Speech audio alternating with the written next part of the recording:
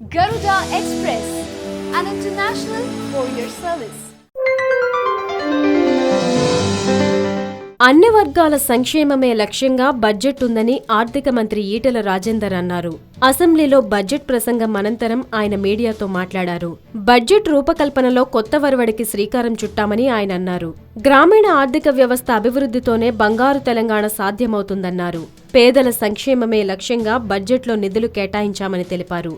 పింఛన్లు, బియ్యం ఇవ్వడమే ప్రభుత్వ పని కాదు. ప్రజల్లో నైపుణ్యాన్ని గుర్తించి వారు ఎదిగేలా చర్యలు తీసుకోవడం మా ప్రధాన విధి అని ఆయన అన్నారు.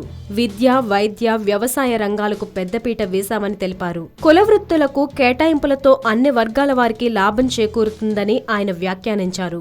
కుల వృత్తుల వారికి ఆధునిక సాంకేతికత అందించి తోడ్పాటు అందించాలని ప్రభుత్వం నిర్ణయం తీసుకున్నట్లు తెలిపారు. మేకలు, గొర్రెలు, పశువులు, కోళ్లు, చేపల పెంపకందారులకు సాయం చేయడానికి చర్యలు తీసుకుంటామన్నారు. వ్యవసాయ అనుబంధ రంగాలకు 30,000 కోట్లకు పైగా కేటాయింపులు చేశామని తెలిపారు. కనీస జీతభత్యాలు లేని వారికి మానవీయ కోణంలో వేతనాలు పెంచామని చెప్పారు. సీఎం కేసీఆర్ కృషి వల్ల రాష్ట్రంలో ఆర్థిక ప్రగతి అంచనాల కంటే మెరుగ్గా ఉందని ఆయన స్పష్టం చేశారు.